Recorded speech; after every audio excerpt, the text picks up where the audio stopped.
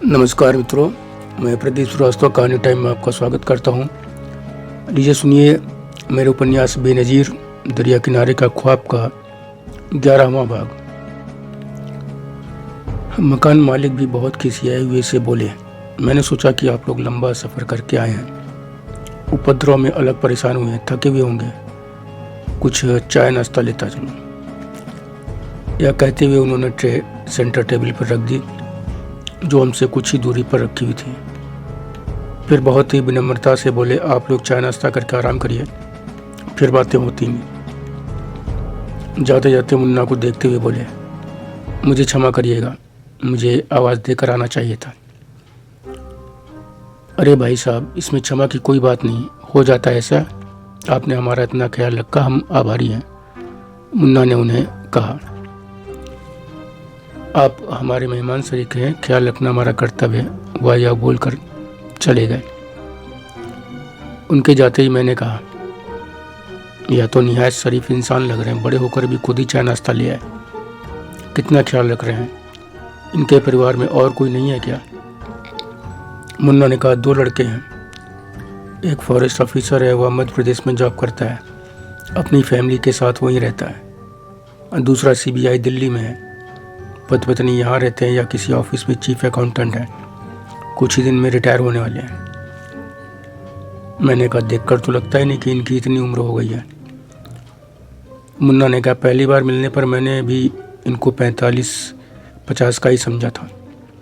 अच्छा हो, इतने प्यार से ले आए हैं तो पहले नाश्ता कर लेते हैं, उनके मेहमान नवाजी का सम्मान जरूरी है।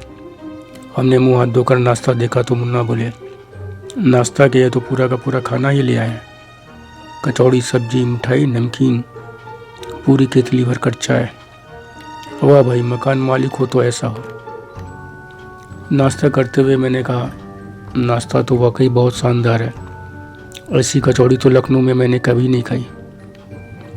मुन्ना ने कहा, अपने टेस्ट के लिए तो यहाँ की कचौड़ियाँ प्रसिद्ध हैं, एक जगह का तो नाम ही कचौड़ी वाली गली है। मैंने कहा, अच्छा कभी ले चलना, वहाँ देखेंगे कि कैसे इतनी जायकेदार कचौड़ियाँ यहाँ बनाते हैं। नाश्ता करते करते ही मैंने कहा, सामान कम करते करते भी कितना ज़्यादा हो गया, देखो सब एक जगह इकट्ठा हुआ तब पता चला कि कितना है। मुन्ना बोले, हाँ थोड़ी देर आराम कर लेते हैं तब लगाते हैं सब। मैंने कहा, तुम परेशान ना हो, मैं अकेले ही कर लूँगी सब, कोई बहुत ज़्यादा नहीं है। अब तुम काम धाम कैसे पूरे जोरों से आगे बढ़े, बस इस पर पूरा ध्यान दो, जैसे भी हो हमें हर हाल में अपनी मंजिल पानी ही है।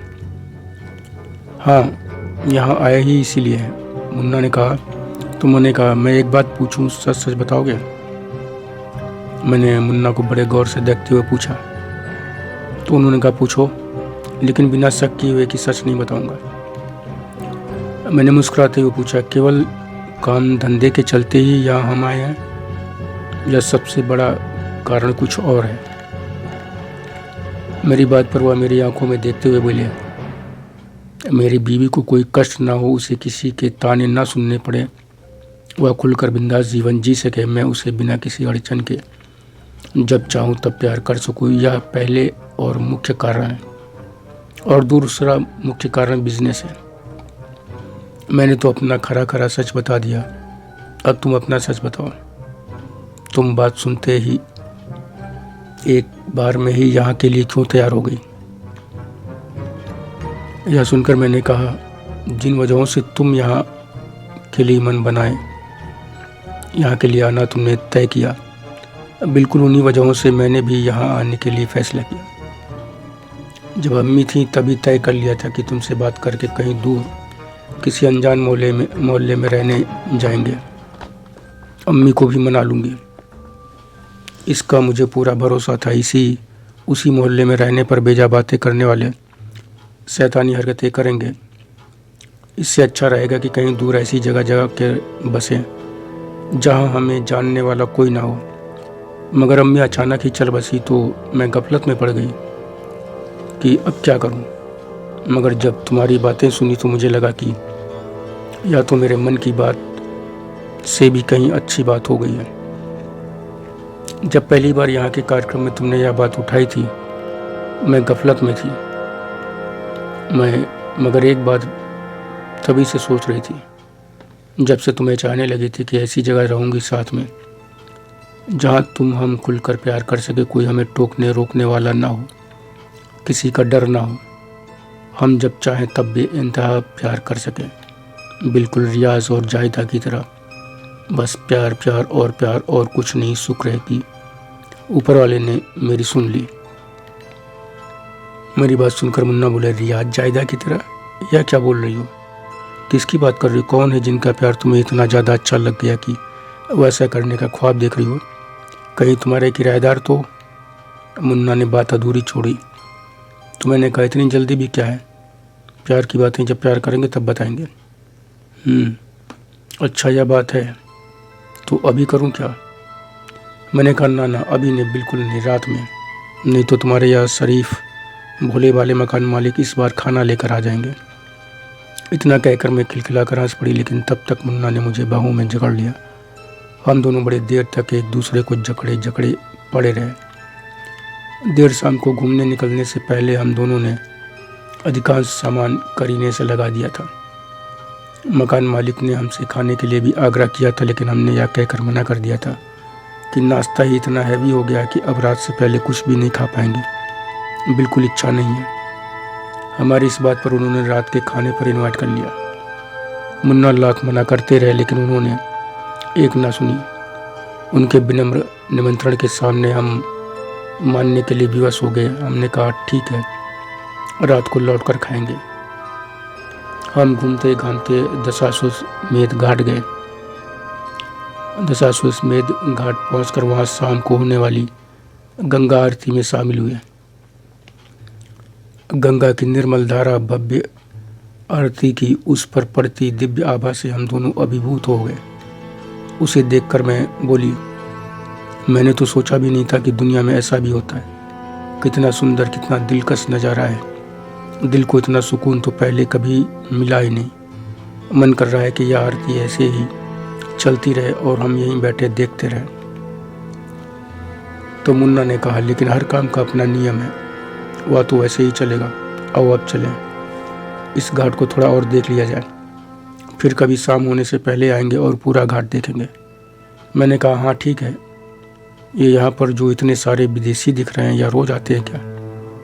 मुन्ना बोला, हाँ, यह गंगा आरती पूरी दुनिया में प्रसिद्ध है, इसीलिए तमाम विदेशी हमेशा आते रहते हैं।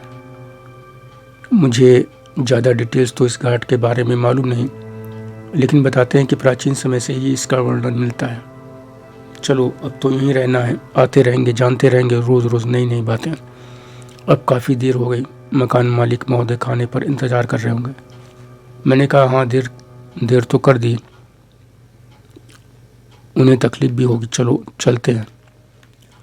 मकान मालिक के मेहमान नवाजी ने हमें इतना खुश किया कि मैं सच कह रही हूँ कि मेरे पास उस खुशी को जाहिर करने के लिए आज भी अल्फाज नहीं है। लेकिन इस मेहमान नवाजी के बाद जब हम ऊपर चलने के हुए तो मकान मालकिन की एक बात ने हमें बड़ी उलझन में डाल दिया। वो बोली, बेटी मेरी बात पर नाराज़ नहीं होना, मैं कहना यह चाह रही थी कि सुहाग चिन्ह जीवन सुखमय होने का प्रतीक है। सुहागन होते हुए भी सुहाग चिन्ह धारण न करना एक तरह से ईश्वर ने कृपा कर जो सुख समृद्धि सौंपी है उसका अपमान करना है, ईश्वर को नाराज़ करना है। बड़ी होने के नाते सलाह दे रही हूँ कि अपनी सुविधा अनुसार न बहुत कुछ तो थोड़ा बहुत ही सही सुहाग चिन्ह पहन लेना चाहिए। उन्होंने बड़े प्यार से मेरे दोनों हाथों को पकड़कर अपनी बात कही थी। मैंने बेड पर पहुंचते ही शैतानी करने पर उतारू मुन्ना से यह बात उठाकर पूछा, ये बताओ मुझे क्या करना चाहिए? तो मुन्ना ने तुरंत कहा, उनकी बात अपनी जगह सही है। देखो, मैं कभी इस तरह की बातों के बारे में ऐसा कुछ नहीं कहूँगा कि तुम अपने ऊपर कोई दबाव महसूस करो।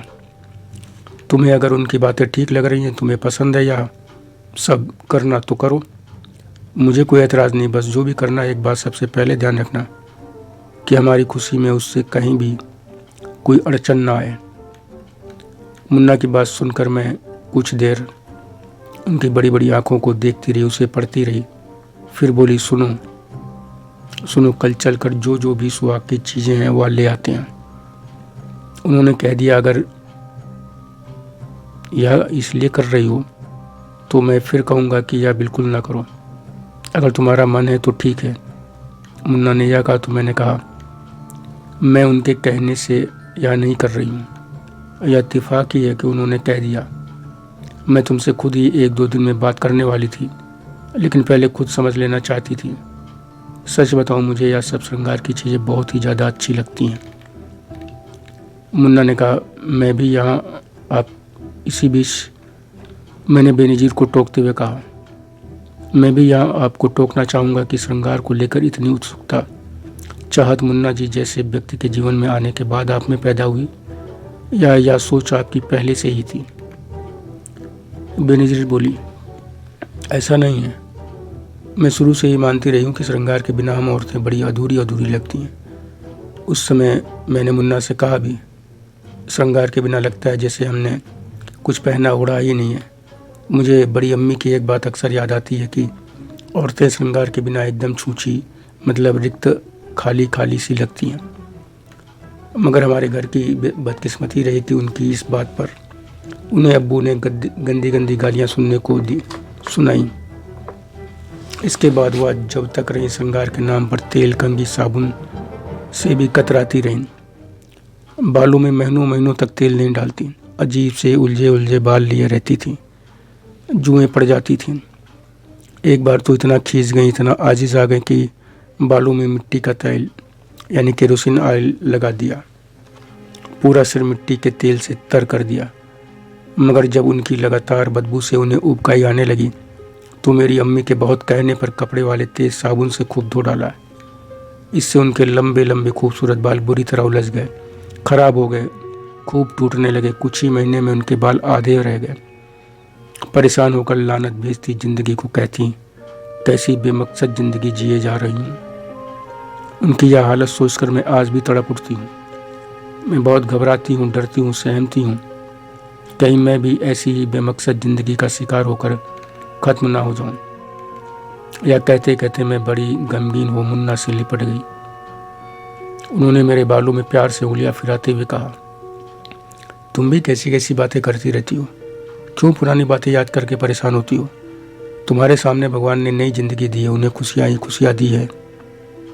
उन खुशियों का जैसे चाहो वैसे आनंद लो। मैं जीवन में तुम्हें हमेशा खुश देखना चाहता हूँ। तुम जिसमें खुश रहो वह सबका काम तुम करती चलो। कल चलना, जितना भी मेकअप का सामान हो लेना, वह सब लो। जैसा भी श्रृंगार करना चाहती हो करो। जो भी श्रृंगार का सामान चाहिए वह सब ले लेना। मुन्ना की बात सुनकर मैंने सिर ऊपर उठाया। आंखों में भरे आंसू को पूछती हुई बोली, लेकिन उन्होंने जिस श्रृंगार की बात की है वह तो शादी के बाद ही करते हैं, और हमने तो अभी शादी की ही नहीं है, कोई रस्म पूरी ही नहीं की है, बस अपनी रजाबंदी से साथ हैं। यह सुनकर वह बोले, मेरे दिमाग में यह सारी बातें उसी समय थी जब लखनऊ से यहाँ आने की बात तय हुई थी। यहाँ आने के बाद अगला कदम शादी करके उसे रजिस्टर कराने के बारे में मैं पहले ही सोचे हुए हूँ, जिससे कानूनी तौर से भी हम एक दूसरे को सुरक्षित एहसास करा सकें। मैं अगले 2-3 दिन में जो कुछ करने वाला हूँ उस बारे में घूमकर जब लौट रहा था तभी सोचा था कि सोते समय तुमसे बात करके सारी चीज़ें फाइनल करूँगा, मगर उससे पहले ही इन आंटी ने टोक दिया। मैंने कहा, कोई बात नहीं, कल पहले कुछ सामान तो ले ही आते हैं। 1-2 दिन हर ऐसी चीज़ जिससे आंटी को शक ना हो कि हम दोनों रस्म रिवाज को पूरा किए बिना ही शौहर बीवी बने हुए हैं, एक साथ नाजायज ढंग से रह रहे हैं। कल को कह दें कि मकान खाली करो तो। यह सुनकर मुन्ना ने कहा, तुम भी कैसी बात करती हो? मैं इनकी या दुनिया के किसी डर से कुछ करने वाला नहीं हूँ। मैं अपनी ज़िंदगी अपने हिसाब से जीता हूँ, जीऊँगा। किसी को भी कुछ भी एक शब्द भी बोलने का हक नहीं है, इसलिए तुम्हें भी किसी की परवाह करने की ज़रूरत नहीं है। मैं पैसा दे कर रहता हूँ, हमें मकान की ज़रूरत है तो इन्हें किराएदार की ज़रूरत है। साथ ही उन्हें इस बड़े मकान के सन्नाटे को दूर करने के लिए कुछ पारिवारिक लोगों की भी सख्त ज़रूरत है, क्योंकि इनके बच्चे तो इन्हें अकेला इस मकान के सन्नाटे के हवाले करके इनके जीवन में अकेलेपन का दम घुटू धुआं भर के चले गए हैं घर छोड़कर। अकेलेपन के धुएं से इनका दम घुट रहा है। इस घुटन से बचने के लिए ही उन्होंने मकान किराए पर दिया है। इसमें कोई बुराई भी नहीं है। हम इनकी मदद करेंगे, मगर अपने जीवन में हस्तक्षेप बिल्कुल भी नहीं बर्दाश्त करेंगे। मुन्ना की आवाज़ में मैंने गुस्से का एहसास किया था। आश्चर्य से उनको देखते हुए कहा, अरे तुम या क्या इतनी बड़ी बड़ी बातें कह गए? मैं तो कुछ भी समझ ही नहीं पाया। जानते हो, उन्होंने जब सुहाग निशानी की बात की थी तो मेरे दिमाग में तुरंत की तुरंत क्या बात आई थी? मुन्ना ने पूछा, क्या? मैंने कहा, यही कि यह बात तो हमारे घर यानी कि हमारी ससुराल यानी कि आपकी अम्मा, बाबू, भाई की तरफ से आनी चाहिए थी कि तुम दोनों एक साथ रहना चाहते हो तो रहो, लेकिन कम से कम शादी विवाह की कुछ रस्मों को तो पूरा कर लो। मैं बड़े अचरज में हूँ कि किसी ने यह सब कुछ कहना तो छोड़ो, कोई एतराज़ भी नहीं किया और खुशी खुशी भेजा। सामान वगैरह भी सब रखवाया, लेकिन किसी ने भूल कर भी शादी की बात तक नहीं की। हमने सुना है कि ऐसे समय में सास बेटे बहू को दुआएं देती है, दही चावल से तिलक लगाती है, मिठाई खिलाती है, मगर ऐसा कुछ भी नहीं हुआ। तुम तो घर से मिलकर आए थे सबसे। वहाँ किसने क्या कहा मैं नहीं जानती, लेकिन जब तुम मेरे सामने आए तो सबसे पहले मेरी नज़र तुम्हारे माथे पर ही गई थी। मैंने सोचा था कि चलते समय अम्मा जी, बाबू जी सबसे मिलकर चलूँगी। सब मुझे विदा करेंगे, अम्मा बाबू जी आशीर्वाद देंगे, मैं अपनी नंद निष्ठा के पैर छूँगी और देवर मेरे, मगर मेरा यह ख्वाब ही रहेगा। तुम्हारे सुने माथे को देखकर मैं सहम गई, हालात का अंदाज़ा लगाकर डर गई। मेरी हिम्मत नहीं पड़ी कि तुमसे कहूँ कि चलो हमें भी तो सबसे मिलवा दो। मैं तड़प उठी थी कि मेरी बदकिस्मती यहाँ भी मेरे साथ चिपकी है। मैं अपनी बात कहते कहते रो पड़ी तो मुन्ना ने मुझे समझाते हुए कहा, मैंने तुम्हें जितना समझा था तुम तो उससे भी कहीं बहुत ज़्यादा, बहुत ही आगे समझदार हो। मैं समझ रहा था कि तुम्हारे मन का सब हो रहा है तो इन बातों की तरफ तुम्हारा ध्यान गया ही नहीं होगा, लेकिन देख रहा हूँ कि मैं गलत सोच रहा था। मैंने खुद तुम्हारे सामने इसलिए इन बातों को नहीं उठाया क्योंकि मैं किसी हालत में तुम्हें दुखी नहीं करना चाहता था। तो मैंने कहा, क्यों, क्या तुम्हें उस तरह से विदा नहीं किया गया जैसा कि मैं सोच रही हूँ? क्या घर वालों ने तुम्हें हंसी खुशी विदा नहीं किया? वो लोग हमारे रिश्ते से खुश नहीं हैं? यह सुनकर मुन्ना बोला, अरे छोड़ो ना इन सब बातों को, जो होना तो वो हो चुका। हमें मियाँ बीवी बनना था तो हम बन गए, बस बात खत्म। मैंने कहा, बस बात खत्म नहीं, ऐसे थोड़ी ही ना बात खत्म हो जाती है। हमारी असली खुशी तो सही मायने में इसमें है कि हम सारे हमसे खुश नहीं हैं, तो कम से कम नाराज़ भी तो ना हो। एक दूसरे का सभी ख्याल रखे, मिले जुले, हंसे बोले, नहीं तो परिवार की बात ही कहाँ है। नीचे मकान मालिक को ही देख लो, कितना परेशान अपने अकेलेपन से अनजान पर आए लोगों को परिवार के सदस्य जैसा बना रहे हैं, अपने यहाँ किराए पर रख रहे हैं। इतना नहीं, उनके साथ मिलते ही ऐसे बोलने बतियाने लगते हैं, खाने पीने लगते हैं जैसे कि वह उनके ही परिवार का सदस्य है, केवल इसीलिए ना कि उन्हें दिली सुकून मिले। हम भी अगर अपने परिवार से कटकर अकेले रहेंगे तो हमें भी तो ऐसे ही अकेलापन हमेशा काटेगा। घर वालों ने हमारे रिश्ते को लेकर क्या कहा, कैसे लिया, कुछ तो बताओ ना। अगर किसी को नाराज़गी है तो मैं सबसे माफ़ी मांग लूँगी, उन्हें मना लूँगी, कुछ भी करूँगी, सबको खुश कर लूँगी। बस तुम पूरी बात बताओ ना, क्या हुआ? इस पर मुन्ना कुछ खींचते हुए बोले, यार तुम तो पीछे ही पड़ गई हो। सुनो, मैं तो सोच रहा था कि कई दिन बाद आज थोड़ा आराम मिला है, जमकर शैतानी वैतानी करूँगा, मज़ा लूँगा, ऐश करूँगा, लेकिन तुम तो, मैंने कहा, नाराज़ नहीं हो मेरे सनम। आज मेरा भी मन है खूब शैतानी करने का, पर थोड़ी सी बातों की बात करेंगे तो मेरे राजा बहुत ही ज़्यादा मज़ा आएगा। मैंने उन्हें छेड़ते हुए कहा तो वह बोले चलो तुम्हारे मन की ही बात करते हैं। घर में किसी ने सही मायने में एतराज़ नहीं किया, बस वह अपनी इज्जत को लेकर सतर्क बने हुए हैं। उनके मन में यह है कि मोहल्ले वाले यह ना कह दें कि बताओ, इन लोगों ने तो बेटे को मना ही नहीं किया, वह मोहल्ले की लड़की से इश्क कर बैठा। बस एक यही पॉइंट जिससे सब डरे हुए हैं। जब तुम्हारी अम्मी थी तब उनका नाम लेकर माँ कहती थी कि मुन्ना, उनको यह सब जानकर बहुत दुख होगा, गुस्सा आएगा उनको।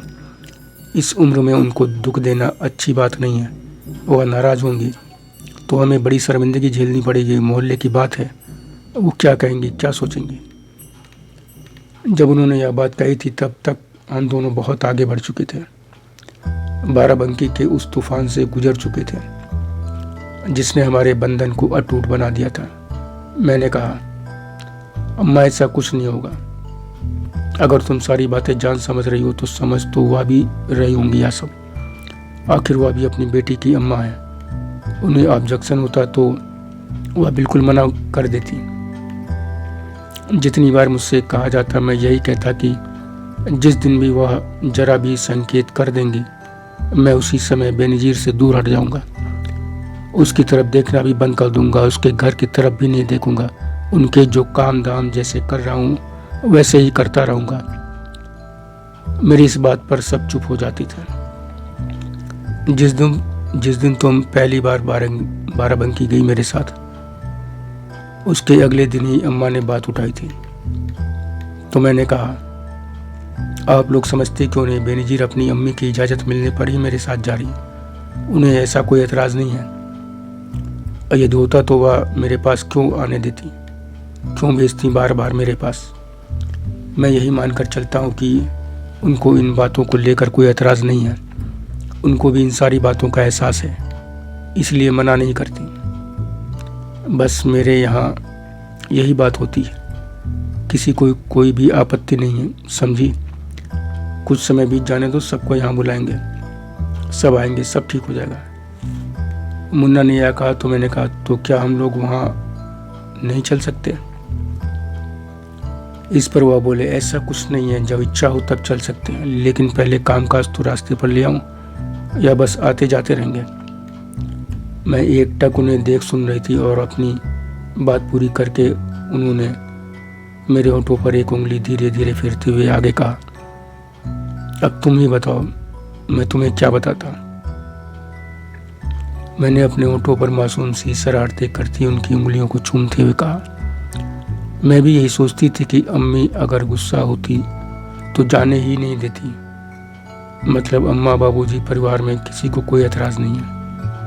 नहीं, बस डर है कि दुनिया क्या कहेगी। तो मैंने कहा, मेरी समझ में नहीं आता, ऐसे दुनिया से कब तक डरते रहेंगे, कहाँ फुर्सत है दुनिया को इन बातों की। यहाँ आते ही एडवोकेट का वो जो लड़का दिखाई दिया था सड़क पर, उसने भी तो किसी लड़की से ऐसे ही शादी की है। मोहल्ले में कहाँ किसी ने कोई बात की।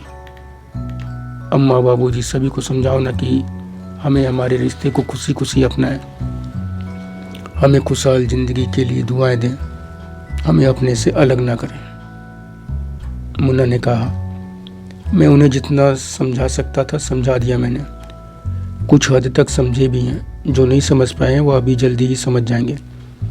समय के साथ सब अच्छा हो जाएगा, वह हमें आशीर्वाद भी देंगे, सब मिलकर खुश रहेंगे। बस एक बात और हो जाए।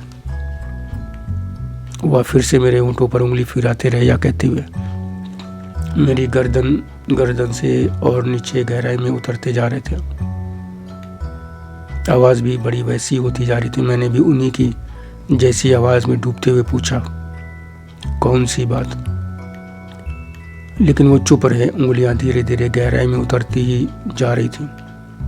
फिर पूछा, लेकिन फिर भी वह चुप रहे। तो मैंने पूछा, कुछ बताओगे, तुम्हारी उंगलियां गुदगुदी कर रही हैं। तब वह बोले, बस इतनी सी बात है कि हम दोनों अपनों से भी खूब ज़्यादा बहुत ही खूबसूरत स्ट्रांग ब्रिलियंट बेबी जितनी जल्दी उनकी गोद में दे देंगे उतनी ही जल्दी हमें वो बाकी खुशियों से भी भर देंगे। पूरा घर किसी एक्स्ट्राऑर्डिनरी परफ्यूम की तरह हमेशा के लिए खुशबू से महक उठाएगा। यह सुनकर मैं उनसे लिपट कर बोली, चाहती तो मैं भी यही हूँ कि फूलों सा प्यारा हमारा बेटा हो, हमारी दुनिया हमारे परिवार को खुशी से भर दे। तो मुन्ना ने कहा, इसीलिए तो कह रहा हूँ हम खूब करते रहे शैतानी वैतानी। कहते हुए उन्होंने मुझे समेट लिया। बड़ी देर तक वहाँ धीरे धीरे बहती नदी में दो मछलियाँ एक दूसरे से खेलती उलट पलट होती रही। काफ़ी देर तक खेलती हुई धीरे धीरे वह गहरे पानी में नीचे बैठ गई।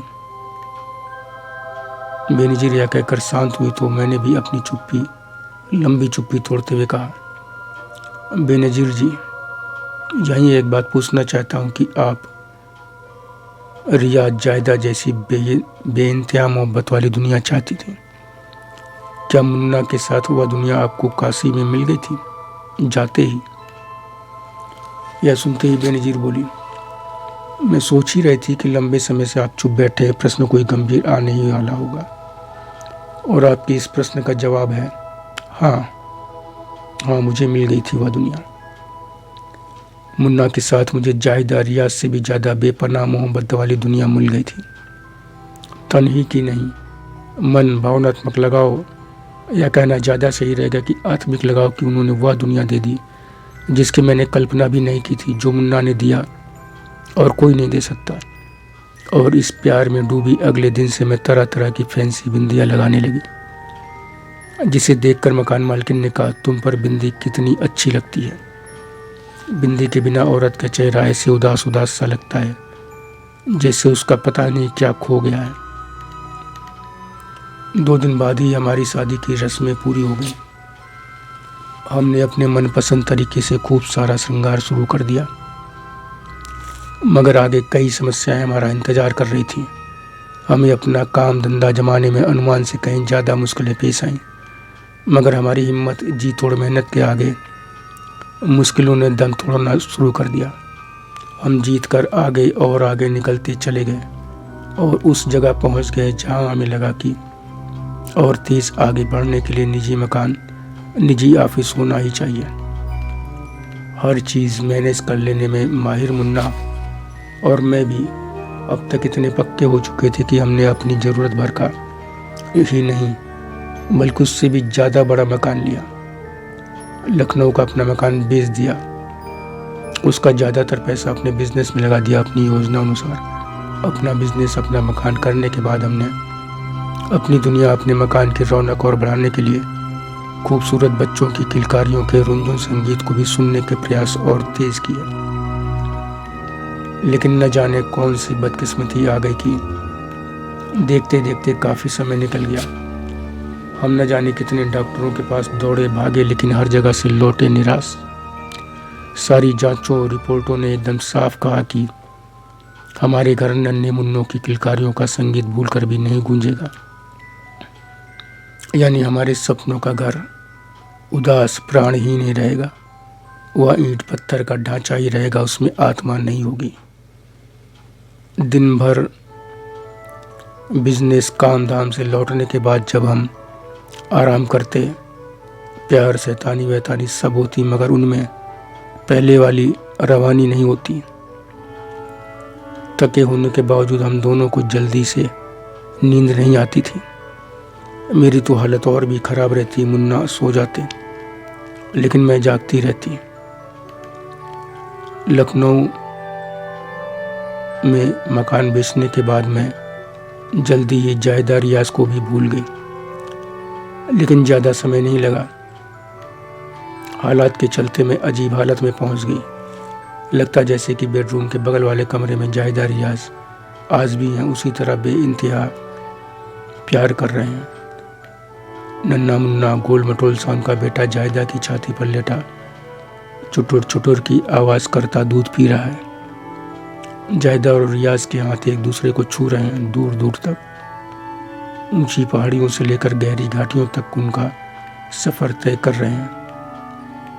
न जाने कहाँ कहाँ क्या क्या करते चले जा रहे हैं। मुस्कुरा रहे हैं कि बेटा सो गया है, और फिर वह भी समुद्र की लहरों की तरह ऊंचे ऊंचे खेल खेल कर सो रहे हैं। मेरे अब कई कई घंटे कई कई दिन ऐसे ही दीवार के उस पार जायदा के परिवार सोचते सोचते गुजरते जा रहे थे। मुन्ना भी अक्सर ऐसी रातों के उस गहन सन्नाटे में मेरे साथ होते। एक दिन उन्होंने कहा कि यह घर तो अब बहुत ही बड़ा होता जा रहा है, पता नहीं अभी और कितना बड़ा होता जाएगा। उनकी इस बात में छिपे उनके दर्द ने मुझे झकझोर कर रख दिया।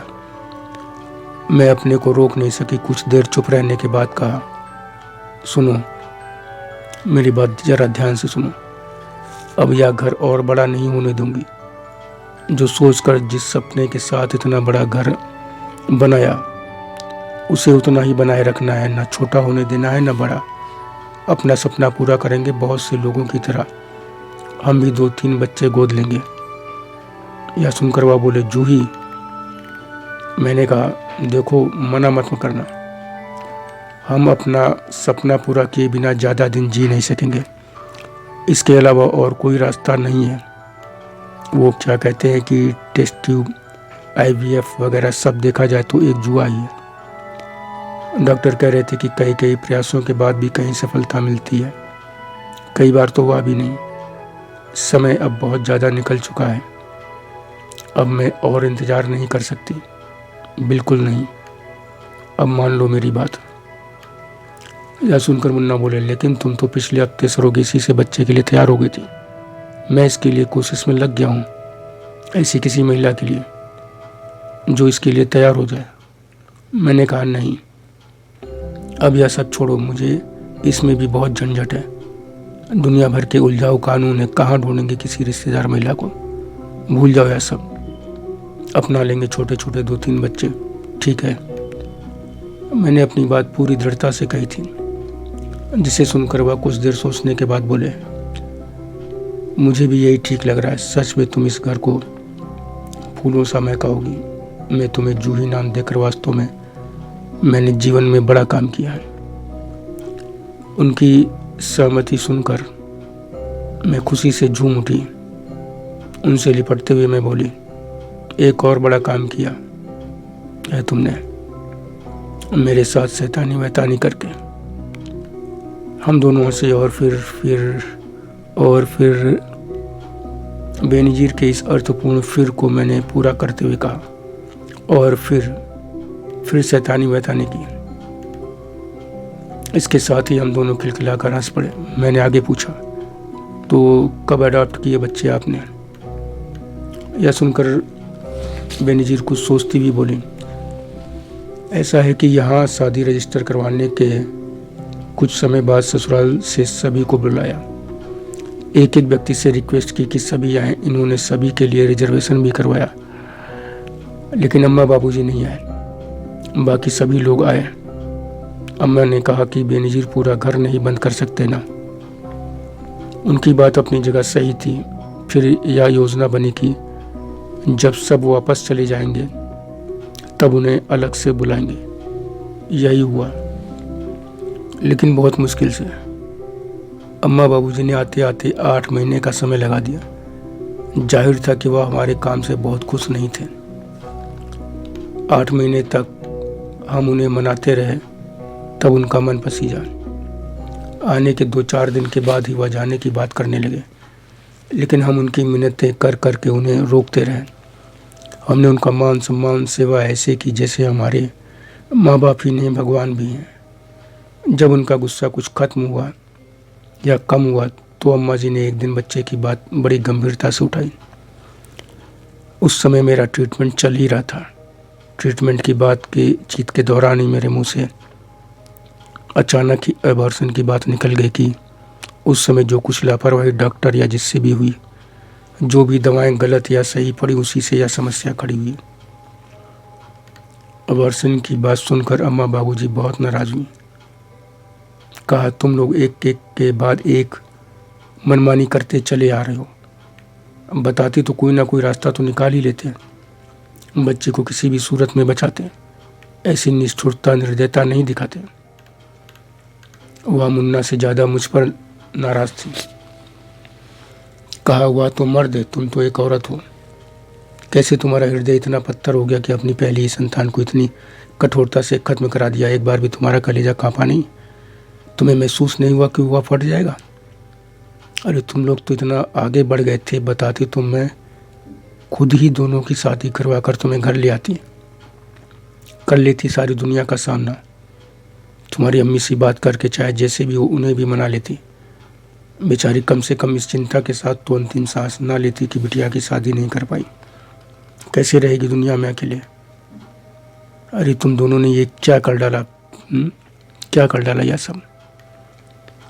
यह कहते कहते अम्मा रोने लगी थी। थोड़ी दूर बैठे बाबूजी की ओर देखती हुई बोली, बताओ इन दोनों ने हमारे पहले पोते को ही हमसे छीन लिया। मैंने देखा बाबूजी की आंखों में गुस्सा आंसू दोनों चमक रहे थे, और उस समय मैंने अपने अब तक के जीवन का सबसे बड़ा पछतावा महसूस किया। मेरे आंसू सावन की घनघोर वर्षा की तरह बरसने लगे। मैं सोचने लगी कि अम्मा, अगर ख्वाब में भी मुझे एहसास होता कि तुम मुझे अपना लोगी तो मुन्ना से पहले मैं ही तुमसे बात कर लेती।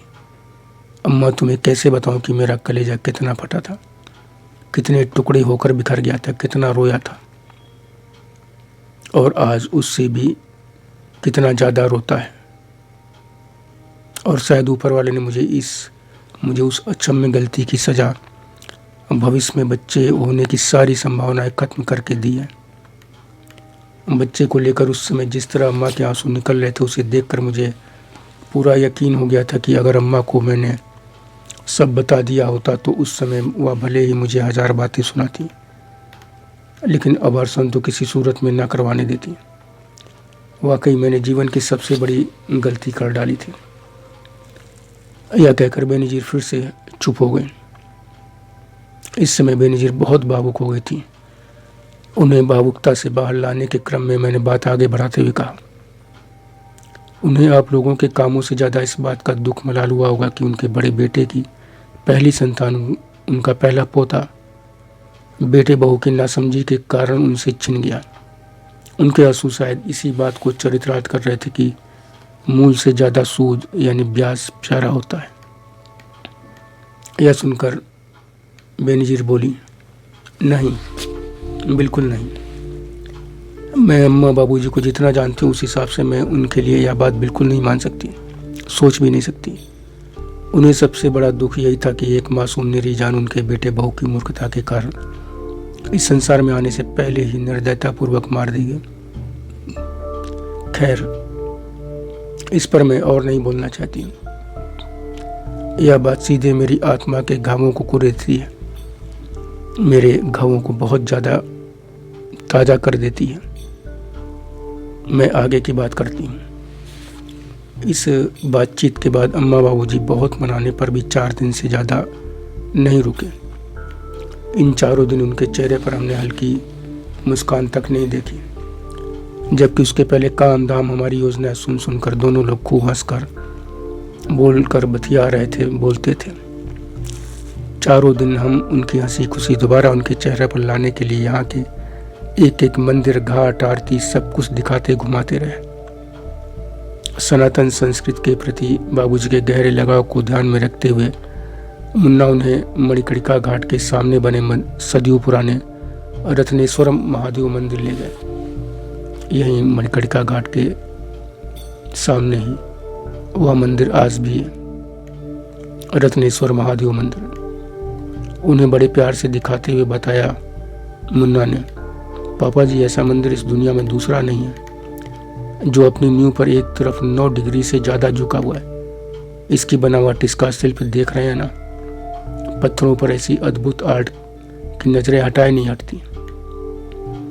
इतना ही नहीं, मुन्ना ने उनके राजनीतिक मूड को ध्यान में रखते हुए कहा, पापा जी, यह भी किसी आश्चर्य से कम नहीं है कि 4 डिग्री पर झुकी इटली की पीसा की मीनार को दुनिया जानती है, लाखों पर्यटक वहाँ पहुँचते हैं, लेकिन उस मीनार से हजारों गुना ज़्यादा आश्चर्यजनक इस रत्नेश्वर महादेव मंदिर को अपने देश के लोग ही नहीं जानते।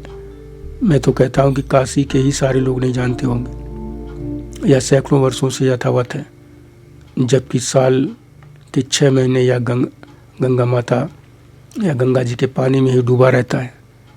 इसे आप यहाँ के सरकारों, इतिहासकारों, बुद्धिजीवियों या राजनीतिज्ञों की साजिश, मक्कारी, धूर्तता मानसिक दिवालियापन कहेंगे या क्या कहेंगे। मुन्ना ने बड़ी बुद्धिमानी चतुराई से बाबूजी को खुलकर बोलने बातचीत करने के लिए धारा में लाने की कोशिश की, लेकिन सब बेकार रहा। वह बड़े अनमने ढंग से इतना ही बोले, यह सभी जिम्मेदार हैं। इस सनातन देश, इसकी सनातन संस्कृत की जड़ में मट्ठा डालने का काम देश की पहली सबसे बड़ी राजनीतिक पार्टी ने ही किया और अब भी करती आ रही है। लोग पता नहीं कब देश को इस पार्टी से मुक्ति दिलाएंगे। उनकी यह बात सुनकर मैंने सोचा, चलो बाबूजी का प्रोफेसर वाला दिमाग अब खूब बातें कहेगा, सुनेगा, दोनों लोगों की मुस्कान लौटेगी। लेकिन हमारी सारी कोशिशें, हमारा ऐसा सोचना सब बेकार रहा, गलत रहा। दोनों लोगों के चेहरे पर उदासी बनी ही रही। घाव मेरे भी हरे हो गए थे, तो रह रहकर आंसू मेरे भी अम्मा ही की तरह निकल आते थे। मुन्ना पर मैं दोहरी मार पड़ती देख रही थी। ऊपर से नॉर्मल शांत बने रहकर सबको खुश करने की कोशिश और खुद भीतर ही भीतर घुटते रहना। अंततः हमने और भी ज़्यादा जल्दी बच्चे की चाहत की, लेकिन जितनी जल्दी करती डॉक्टर उतना ही ज़्यादा निराशाजनक बातें बताते। आखिर हम ऊब गए, निराश हो गए। तो हमने डॉक्टरों के पास जाना और उनके बारे में सोचना भी बंद कर दिया, मगर अकेले हम रह भी नहीं सकते थे।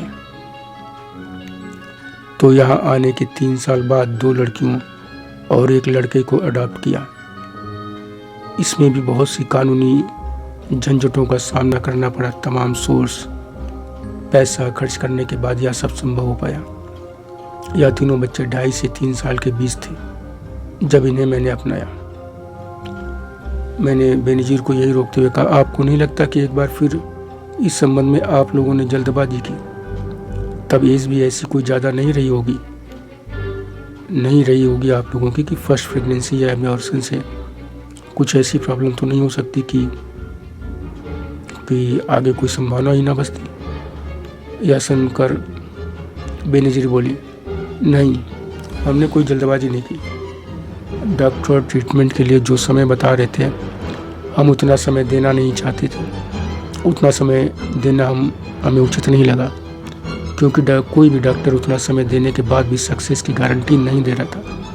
और ना इतने लंबे समय तक मैं ढेरों दवाइयाँ खा कर उनके साइड इफ़ेक्ट से अपनी लाइफ हमेशा के लिए पेनफुल बनाना चाहती थी। इन सबसे ज़्यादा महत्वपूर्ण बात यह है कि इतने लंबे समय तक हम हर क्षण ऊहापोह की स्थिति, तनाव में जीते रहने को तैयार नहीं थे। हमने कहा, बस बहुत हुआ। हम अपने डिसीजन, अपने तीनों बच्चों से बहुत खुश हैं। मेरा घर, मेरा जीवन, उनकी तोतली बातों, नटखट शैतानियों, उछल कूद, उनकी मिश्री सी मीठी आवाज़ में मम्मी पापा सुनकर सारी खुशियों से भर गया। यह कहकर बेनजीर फिर से शांत हो गई। मैंने कहा, अद्भुत है आपकी बातें, आपके सिद्धांत, आपके प्रयास, आपकी मेहनत। बीते कुछ दिनों से मेरे मन में एक प्रश्न बार बार उठ रहा है कि जैसा कि शुरू से आपने बताया कि घर के माहौल के कारण आपकी पढ़ाई लिखाई तो नहीं हो पाई, लेकिन आपकी बातचीत, शब्दों का प्रयोग, बातों के वर्णन से लगता है कि आपने पढ़ाई नहीं की। बड़ा विरोधाभास है। क्या कहेंगे इस बारे में? यह सुनकर बेनजीर ने कहा, इतना ही कहूँगी कि स्कूली पढ़ाई लिखाई ना होने के बावजूद जो कुछ भी हूँ, इसका पूरा श्रेय रोहित यानी मुन्ना को जाता है। पहली बार अंगूठा लगा कर सैलरी लेने के बाद से ही वह मुझे सिखाने पढ़ाने के लिए पूरी गंभीरता से लगे रहे। यहाँ आने के बाद बाकायदा 3 टीचर्स लगाईं, जो मुझे हिंदी, इंग्लिश पढ़ाने के साथ साथ अन्य बहुत सी व्यावहारिक बातें, काम सिखाती रहीं। इसके अलावा ऑनलाइन पढ़ाई कराते रहे। तमाम एजुकेशनल यूट्यूब चैनल सर्च करके लिंक आज भी भेजते रहते हैं, जिन्हें पूरे ध्यान से मैं आज भी देखती हूँ। मतलब कि पिछले कई वर्षों से वो बराबर मुझे पढ़ा ही रहे हैं, बस ऐसी ही सीखती चली आ रही हूँ। यह सुनकर मैंने कहा, अर्थात इतने दिनों से वह एक नई बेनजीर यानी जूही को गढ़ते आ रहे हैं। उस जूही को जो उनके जीवन को महका सके। एक बात बताइए बेनजीर जी, बेनजीर से जूही, मुन्ना से रोहित, यह एक दूसरे का नाम बदलने के पीछे की कहानी क्या है? यह सुनकर बेनजीर ने कहा, असल में देखा जाए तो नाम किसी ने किसी का नहीं बदला। मुन्ना उनका निकनेम है, वही प्रचलित था। उनका वास्तविक नाम रोहित ही है। शादी के रजिस्ट्रेशन में भी उन्होंने मेरा नाम बेनजीर ही रखा है। हाँ, प्यार से वह मुझे जूही बुलाते हैं। यह मुझे अच्छा भी लगता है, क्योंकि जब वह बुलाते हैं तो मुझे लगता है कि जैसे मेरा नाम उनके हृदय से निकल कर आ रहा है। मैं उनके हृदय में बसी हुई हूँ। मैंने फिर टोका बेनजीर को। मैंने कहा, तो अब यह कह सकते हैं कि काशी आकर आपने वह सब पा लिया जो आपने चाहा, पति, बच्चे, मकान, स्टेब्लिश बिजनेस, सब कुछ। अब आप दोनों के हर तरफ खुशियाँ ही खुशियाँ हैं। अब आप खुश हैं, संतुष्ट हैं? यह सुनकर बेनजीर बोली, नहीं, सब कुछ नहीं पा लिया। बिजनेस हम जैसा चाहते हैं वैसा नहीं हो पाया। कुछ समय पहले हमने महसूस किया कि इस बिजनेस में हम सर्वोच्च पर पहुंच चुके हैं, इसलिए अब हम अपना यह बिजनेस बदल रहे हैं। हम होटल बिजनेस की फील्ड में जा रहे हैं और यहाँ से गोवा शिफ्ट कर रहे हैं। यह सुनकर मैंने चौंकते हुए पूछा, क्या सब कुछ फिर से चेंज? तो बेनजीर बोली, हाँ, निरंतर परिवर्तन तो प्रकृति का भी नियम है। जब तक आपका यह नॉवेल प्रकाशित होगा तब तक हम लोग गोवा शिफ्ट हो चुके होंगे। सारी तैयारी हो चुकी है। यह मकान होटल में कन्वर्ट हो जाएगा। होटल रूम प्रोवाइडर एक बड़ी कंपनी के साथ कॉन्ट्रैक्ट साइन हो चुका है। गोवा में भी बिल्डिंग ले चुके हैं। उसी के एक हिस्से में रहेंगे और बाकी होटल रहेगा। उसके लिए भी इसी कंपनी से टाई अप हो चुका है। मैंने कहा, यह अचानक काशी छोड़कर गोवा ही क्यों? तो बेनजीर बोली, नहीं, काशी कभी भी नहीं छोड़कर नहीं जा रही। यहाँ यह होटल रहेगा, बराबर आना जाना बना रहेगा। रही बात गोवा ही क्यों, दरअसल एक बार हम वहाँ घूमने गए थे। 1 हफ्ते रहे वहाँ।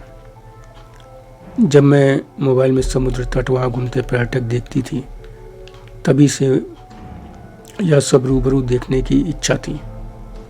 जैसे ही सब कुछ हमारे मन माफिक हुआ, मैंने मुन्ना से अपनी यह इच्छा बताई। वह तो मेरी छोटी सी छोटी बात भी टालना नहीं जानते। भला यह बात कैसे टाल देते? सारी तैयारी की और चल दिया। हफ्ते भर में वहाँ कई मुख्य बीच पर गए, खूब मज़ा किया। वहाँ का कल्चर, टूरिस्ट, होटलों की स्थिति ने मन में इसी फील्ड में चलने के बीज बो दिए। लेकिन इसे हम अच्छी तरह जांच परख लेना चाहते थे, तो वहाँ 3 बार गए आए। इस सिलसिले में हम चेन्नई भी गए। वहाँ भी सी बीच के होटलों को जाना समझा। हमें होटल इंडस्ट्री एक ऐसी फील्ड के रूप में दिखी जिसमें आगे बढ़ते जाने की कोई सीमा ही नहीं है। बस हमने ट्रैक बदलने का डिसीजन लेने में देर नहीं की। यह सुनकर मैंने कहा, निसंदेह आप बहुत ही अग्रेसिव, ब्रेव, इमेजिनरी वुमेन है। यह ट्रैक बदलने का डिसीजन अकेले आपका है या आप दोनों का ही है? इस प्रश्न पर बेनजीर बोली, निश्चित ही दोनों का ही कह सकते हैं। बिजनेस चेंज करना है या तो हम दोनों ही काफ़ी समय से सोच रहे थे, बातें कर रहे थे। गोवा टूर पर एक दिन बीच पर बैठे सनसेट देख रहे थे। पूरा बीच पर्यटकों से भरा हुआ था। कोई फोटो खींच रहा था, कोई वीडियो बना रहा था। मुन्ना वीडियो बनाते बनाते अचानक ही बोले, यार यहीं अपना भी एक होटल बनाया जाए क्या? बस उनका यही सेंटेंस इस काम की शुरुआत बन गया। मैं तो मानती हूँ कि ईश्वर ने चाहा तो हम काशी पहुँचे, उनकी इच्छा हुई तो हमारे कदम गोवा तक पहुँच गए। तो मैंने कहा, तो प्रश्न यह भी उठता है कि गोवा में कब तक? यह सुनकर बेनजीर बोली, बड़ी सिंपल सी बात है। अब ऐसी फील्ड में आ गए हैं जहाँ जितना आगे बढ़ते जाएं उतना ही कम है। हमारा सपना शहर में होटल खोलने का है। हमारा सपना हर शहर में होटल खोलने का है।